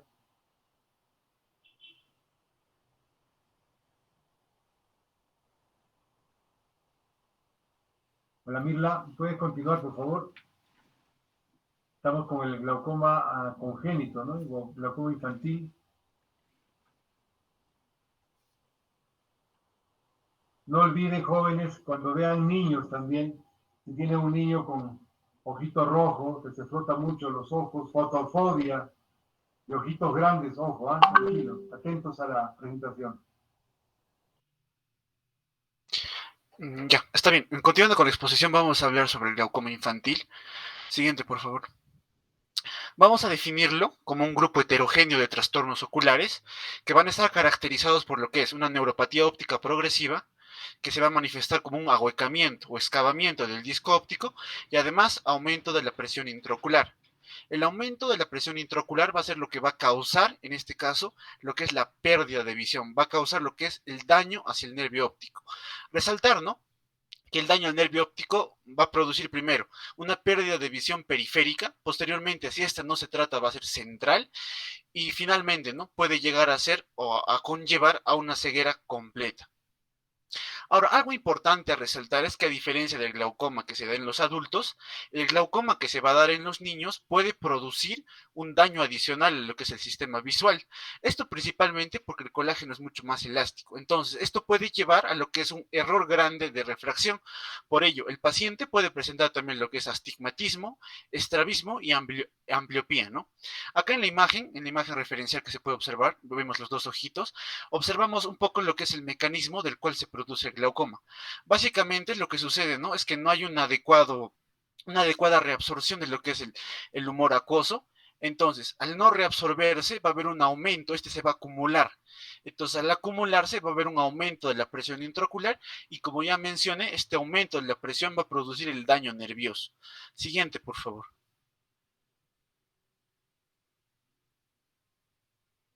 Aquí ya hablemos un poco de epidemiología, ¿no?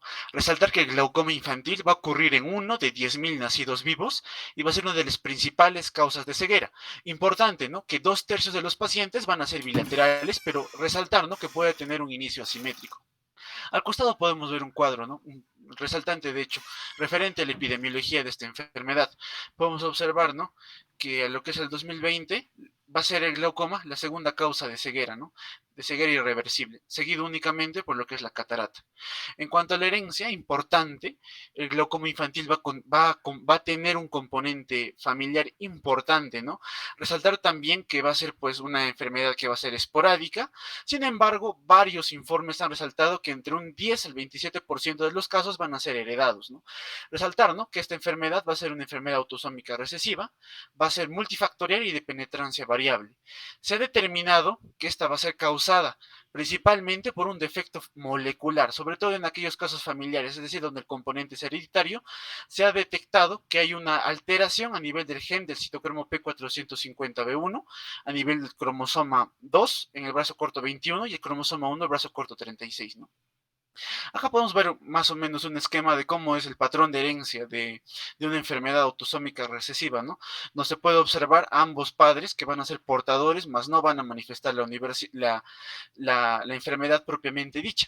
Resaltar, ¿no?, que el 25% de la herencia de estas dos personas va a ser hijos no afectados, un 50% de ellos van a tener hijos que son portadores, pero no van a manifestar la enfermedad al igual que los padres, mientras que un 25% sí va a manifestar la enfermedad propiamente dicha, es decir, va a tener lo que es el gen o el defecto molecular en este caso. Siguiente, por favor. Acá vemos la patogénesis, importante.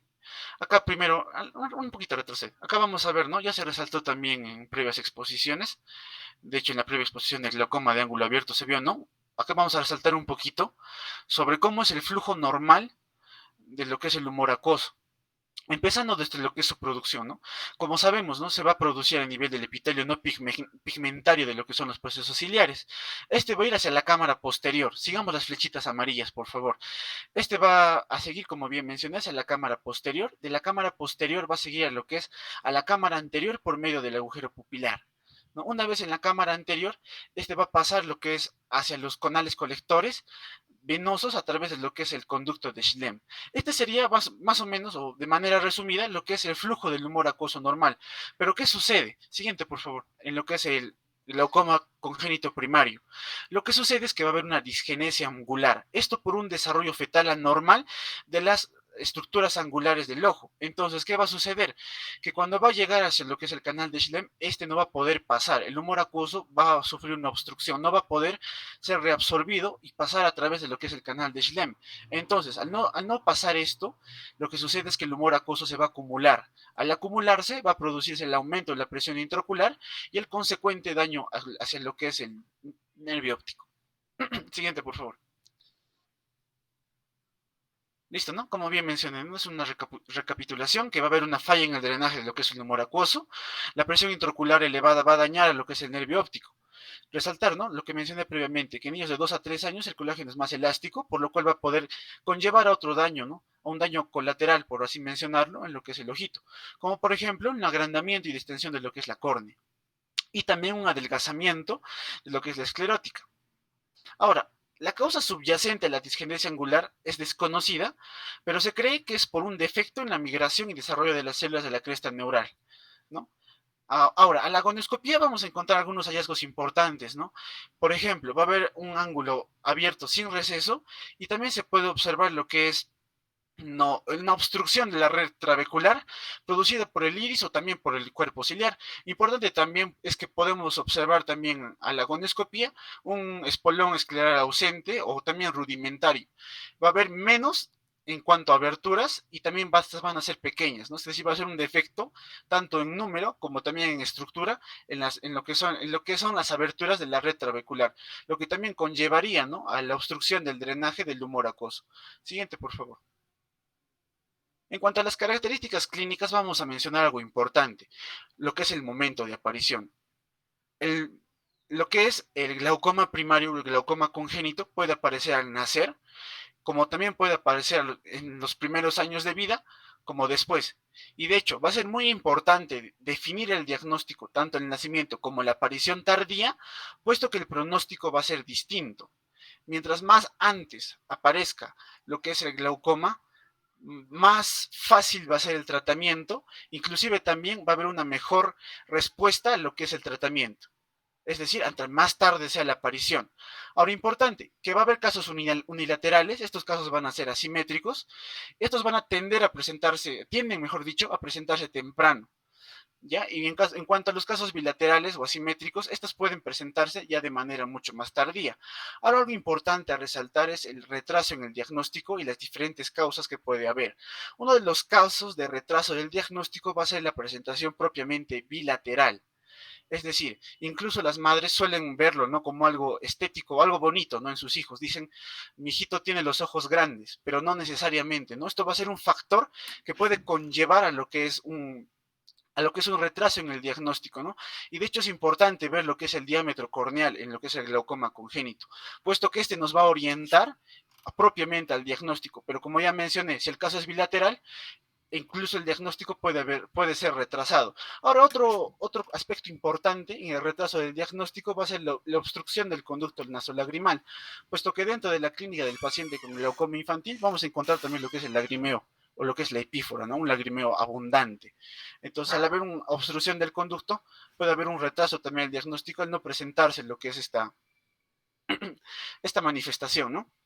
Ahora, importante, ¿no? En la primera infancia suele haber también lo que es edema y turbidez de córnea, mientras que en una edad más tardía puede haber una córnea agrandada y lo que es un buftalmos. Al costado podemos ver, de hecho, una imagen referencial, ¿no?, de un buftalmos o ojo de buey, en el cual el propio ojito está mucho más grande. Y como podemos ver acá, el buftalmos va a ser bilateral, ¿no? También podemos ver, ¿no?, la opacidad en la córnea y también lo que es la córnea agrandada.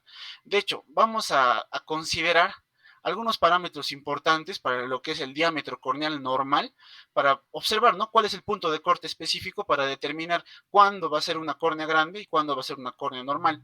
Típicamente, en un recién nacido normal, la córnea va a oscilar entre el 9.5 a 10.5 milímetros, al año hasta un 11 milímetros, y un tamaño adulto que va a conciliarlo ya hasta los 2, 3 años, inclusive hasta los 7, es unos 12 milímetros. Cualquier variación, aumento por encima de estos valores, vamos a considerar, ¿no?, algo que es algo anormal, un agrandamiento de la córnea propiamente dicho. Siguiente, por favor. Bueno, ahora vamos ahora a lo que es la presentación clínica, ¿no? La presentación clínica clásica. Y nos vamos a guiar por una triada, que va a ser la epífora, es decir, el lagrimeo abundante, la fotofobia, que va a ser pues la molestia a la luz que presenta el paciente, el niñito en este caso, y el blefaroespasmo. ¿no? A esto agregado podemos tener lo que es la córnea grande o asimétrica. De hecho, en el primer casito, en la primera imagen, en la imagen superior, podemos ver un niño, ¿no? Nótese lo que es la córnea derecha, que va a ser mucho más grande que la izquierda. Esto puede ser un indicativo de lo que es un glaucoma congénito. Importante. Ahora, en cuanto al agrandamiento de la córnea, este se puede manifestar con lo que son las estrías de Hub. No sé si se puede visualizar, ¿me puedes ayudar con el cursor, por favor? A nivel de la córnea vemos como unas líneas, ¿no? Estas son las estrías de Hub. Es propio de la rotura de lo que es la membrana de Descemet a consecuencia del aumento de la presión intraocular del niño. Podemos observar, ¿no? No solo también lo que es la membrana de Descemet va a estar afectada, sino también el endotelio corneal. Importante, ¿no? Es una imagen, de hecho también hay una paralela, ¿no? De hecho en la imagen que menciono, que es una lesión en forma de lo que son las vías de tren, ¿no? Característico de lo que es el glaucoma congénito primario, ¿no? Las estrías de Hub. Siguiente, por favor. Ahora, también puede haber el edema de córnea. De hecho, el edema de córnea va a causar muchos de los síntomas del glaucoma infantil, ¿no? El glaucoma el edema de córnea va a ser irritante, va a ser doloroso y va a producir lo que es la luz difusa, propiamente, ¿no? Lo que es la fotofobia. Esta irritación va a causar lo que es el lagrimeo, la epífora, la secreción ocular, también la inyección conjuntival, el ojo rojo y el blefaroespasmo. Va a ocurrir en menor frecuencia después de los 6 meses de edad y también puede producir lo que es el enturbiamiento. Ahora, el ahuecamiento del nervio óptico. Importante relacionar, ¿no? Lo que es el diámetro copa-disco. Copa-disco. La copa va a ser la porción central, lo que se puede observar ahí, ¿no? En el fondo de ojo, la porción central. Cuando esta copa aumenta, hablamos de un diámetro copa-disco mucho más aumentado, por así mencionarlo. A ver, me dejo entender. La copa siempre va a ocupar un porcentaje de lo que es en sí todo el disco. ¿Sí? Entonces se establece propiamente una relación copa-disco. Por ejemplo, si la copa ocupa el 50% del disco, sería una relación 0,5. Si sería mayor, es decir, si ocupara la copa un 80% de lo que es el disco, sería una relación 0,8. Eso es importante, ¿no? A considerar. Y como mencioné, ¿no? El agrandamiento ocular va a ser, pues, propiamente a consecuencia de lo que es el aumento de la presión intraocular, que va a provocar un estiramiento de la esclerótica, típicamente en aquellos niños que van a ser menores de 3 años, ¿no? Y se puede presentar como lo que es el buftalmos o ojo de buey, que veíamos previamente, ¿no? En la imagen anterior.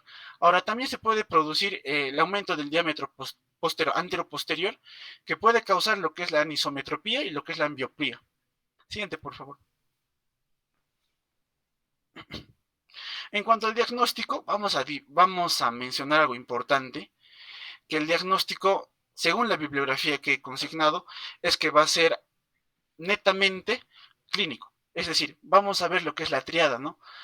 Ya que me mencioné previamente, además el agregado de lo que es el agrandamiento de la córnea.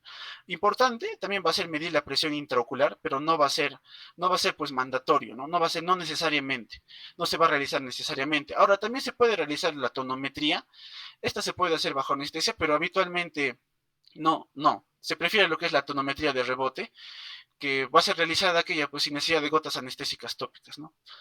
Ahora, importante, ¿no? Que la mayoría de lo que son los diagnósticos del glaucoma infantil se van a realizar al consultorio y a veces, dependiendo del propio paciente, puede o no realizarse un examen bajo anestesia. Siguiente, por favor. En cuanto al diagnóstico diferencial, vamos a tener 4 principales.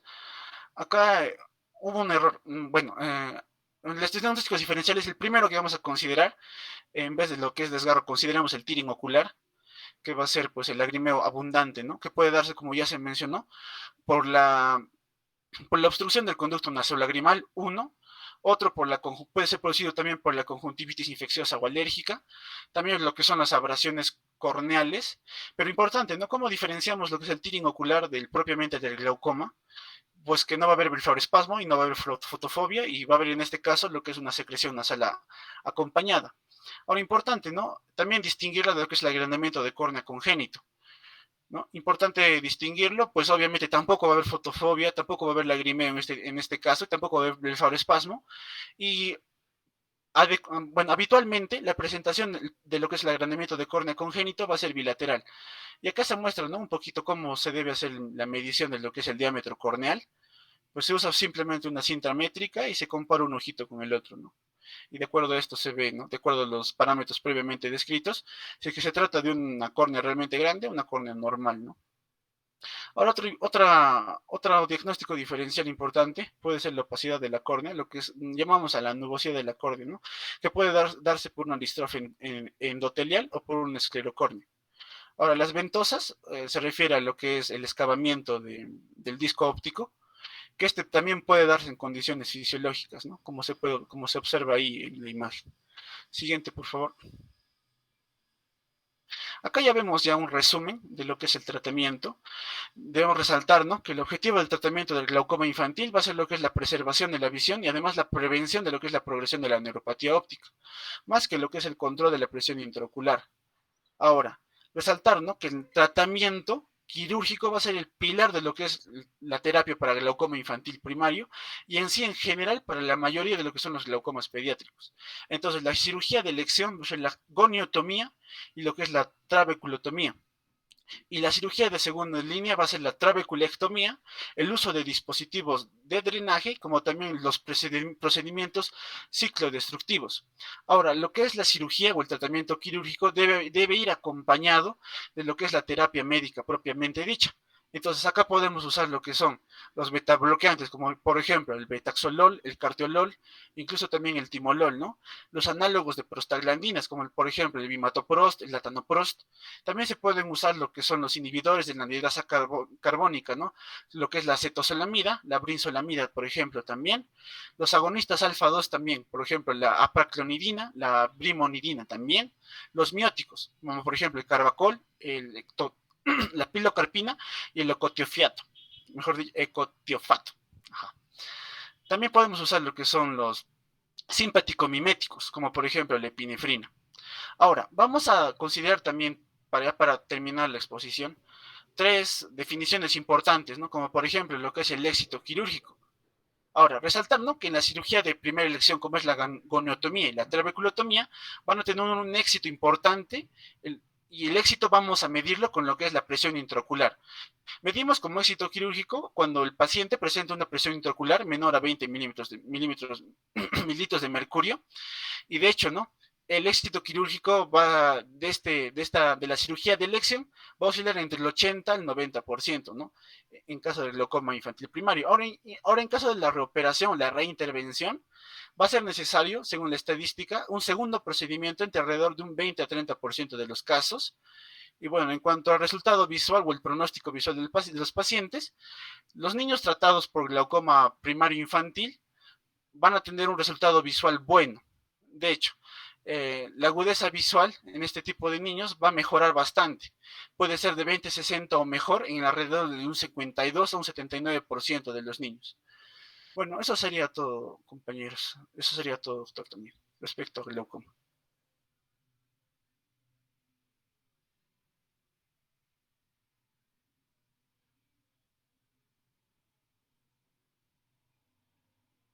Muchas gracias, Gilbert. Hay una serie de conceptos que se van juntando, se van formando en torno al glaucoma, ¿no?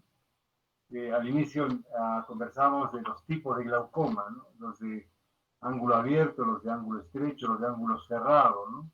La diferencia entre hipertensión ocular, la diferencia del glaucoma propio, ¿no? Puede que el glaucoma vaya con hipertensión ocular o inclusive hay glaucomas de tensión normal. Frente a la formación del humor acuoso, que es el principal factor de riesgo, la presión intraocular, puede estar determinado por la excesiva producción de humor acuoso y la dificultad en la eliminación del mismo, o una alteración básicamente en la propia eliminación, con una difusión normal. En función de ello, encontramos medicamentos que nos ayudan a controlar la formación de humor acuoso, y hay otros que nos ayudan a mejorar la eliminación a través de vías alternativas, ¿no?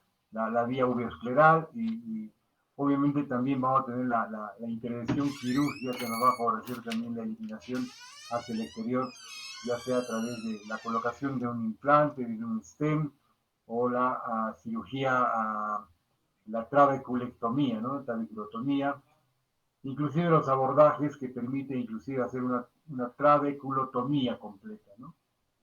Que se puede hacer en glaucoma infantil. Diferentes tipos de abordaje para poder controlar la presión intraocular, ¿no? Que junto a la evolución o el control del campo visual van a ser los principales moduladores o diana que nos van a permitir poder determinar si es que ese glaucoma está siendo controlado, si es que hace falta modificar la terapia. Iniciamos generalmente con una monoterapia con medicamentos prostanoides, como que son los elegidos de primera línea, por varios conceptos, ¿no? Pero el principal sería que el prostanoide es un medicamento que va a favorecer el control de la presión a nivel de la elevación o la eliminación del humor acuoso por la vía uveoescleral, que quiere decir que va a producir una vasodilatación, una venodilatación de los capilares esclerales, la cual va a permitir obviamente que el humor acuoso drene con mayor facilidad en esta situación. Y la característica de este medicamento es que se recomienda usarlo en la noche, pero básicamente debido a una situación especial, hacia el ritmo circadiano de la producción de humor acuoso, resulta que en bipedestación va a haber mayor producción de humor acuoso. La cantidad es además aproximada a 2.5, ¿no? ¿Decilitros o qué? ¿O centilitros? ¿O cuál es la unidad medida, amigos del grupo de glaucoma? ¿Cuánto se produce cuántos decilitros se produce por minuto? 2.5 más o menos, ¿no? Es el promedio por minuto de formación de humor acuoso. Entonces, eso cuando estamos en bipedestación es el promedio. En la noche, cuando estamos en decúbito, la presión arterial disminuye y la presión venosa aumenta. Eso quiere decir que va a haber un flujo que va a estar en oposición a la eliminación uveoscleral. Entonces hace falta utilizar estos medicamentos prostanoides que favorecen esta eliminación. Pero obviamente producen un efecto adverso que a veces las personas no les gusta mucho, ¿no? Al producir venodilatación vamos a encontrar seguramente un ojito mucho más congestionado. Pero es normal, en realidad, y muchas personas entienden ello y aceptan. Pero algunos todavía dicen, no, todo el medicamento que usted me ha dado me pone los ojitos demasiado rojos. La gente piensa que yo estoy ando en fiesta y fiesta de parada porque ando con los ojos muy rojitos. Pero se les explica, evidentemente, esa es la mejor opción para poder controlar justamente ese apío que se altera cuando usted va a la cama, cuando va a descansar. Entonces ahí es donde la presión, nosotros tenemos que entender, sube entre 3 a 5 milímetros de mercurio. Decías en la presentación que eran miligramos, pero es milímetros. La presión es milímetros de mercurio, la presión intraocular, ¿no? Toma con el tonómetro de Goldman. Entonces esta presión intraocular se puede controlar con la utilización de ese tipo de medicamentos, ¿no? De primera línea lo hacemos, ¿no? Cuando vemos que el paciente, a pesar de el tratamiento, a pesar de la medicación indicada con un buen medicamento como es un prostanoide, suele seguir perdiendo campo visual. Vemos que el campo visual sigue progresando. Entonces podemos añadir un medicamento más, o si la presión intraocular no logra llegar al ideal, ¿no? Obviamente recordemos que también hay que considerar cuando hablamos de presión intraocular cuál es la paquimetría del paciente. Si tiene una paquimetría promedio de 545 micras, ¿no?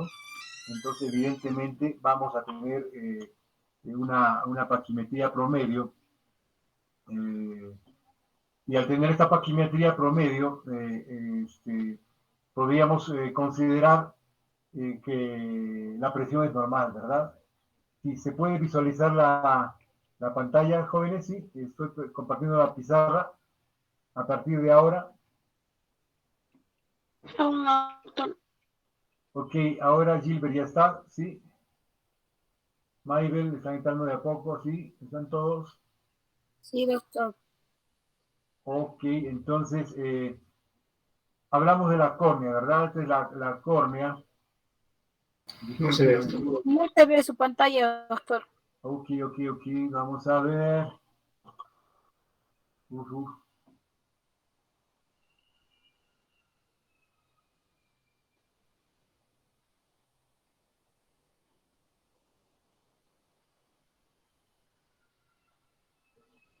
Ahora sí. Ahora sí, doctor. ¿Y la pizarra? Tambor. También, la pizarra doctor. no sigue, ¿cierto?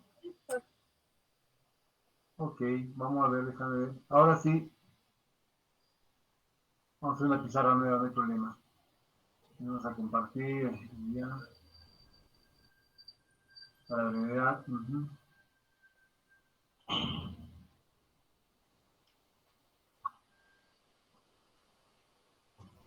Ahora sí, jóvenes.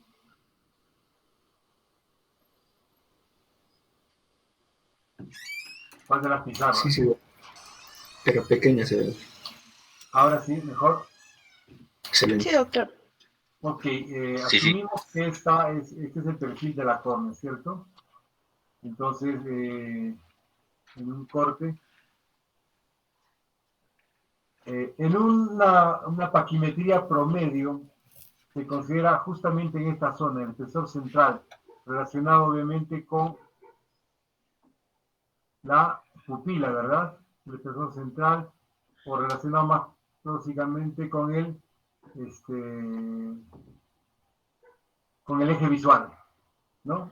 Entonces, este espesor es que se considera para la paquimetría. ¿El promedio es de cuántos, jóvenes? El promedio es de 545 micras, ¿verdad?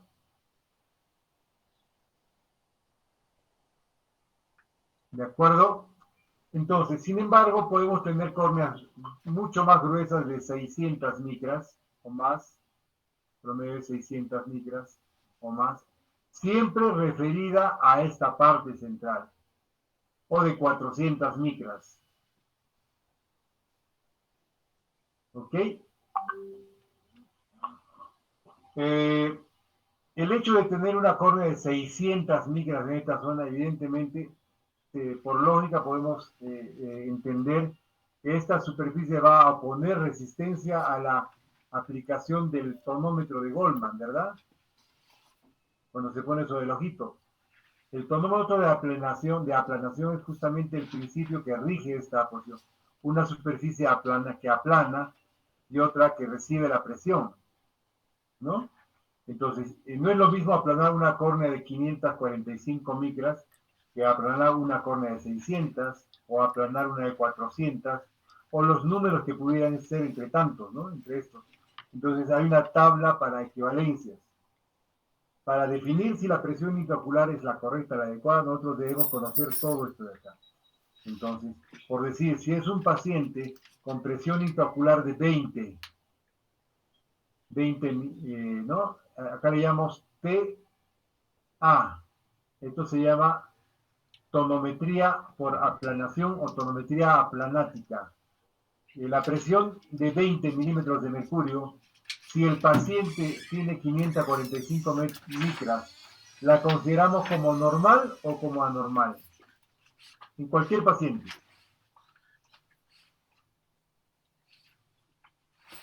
A ver, jóvenes. Normal, doctor. ¿Cómo normal? Claro que sí. Pero esta misma presión o esta tonometría de 20 en un paciente con 400 micras, ¿cómo la consideraríamos?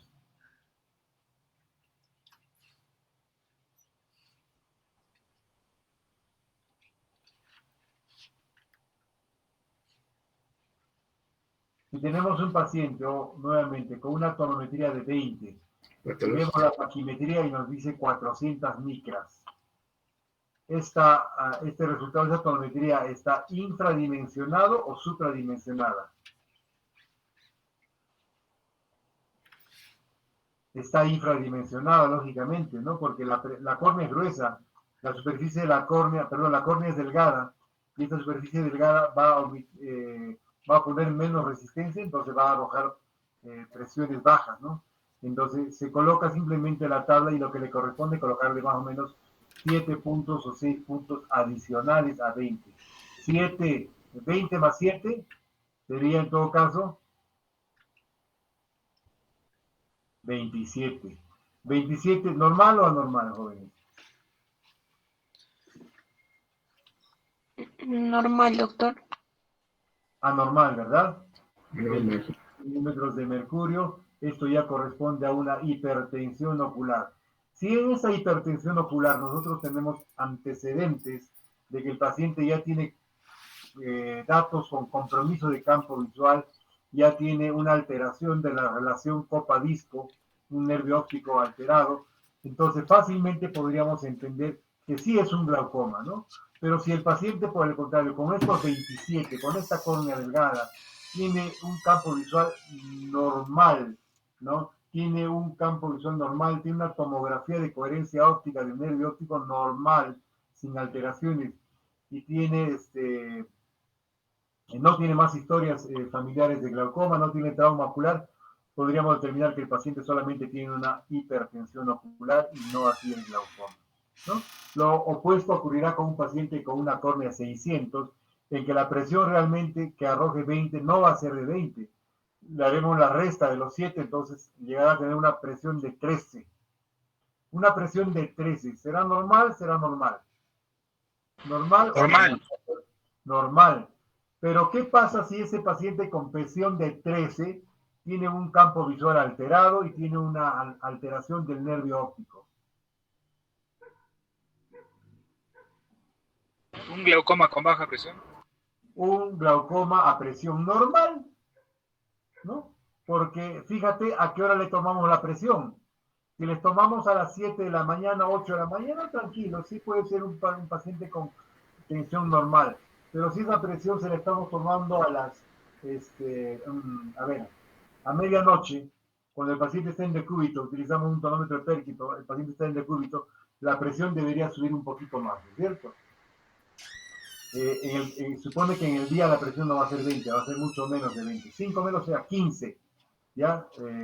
Tomemos el descuento de la presión de la noche, quedaría en 15. Entonces, 15, pero con 600 de paquimetría, 15 menos 7, ¿cuánto es?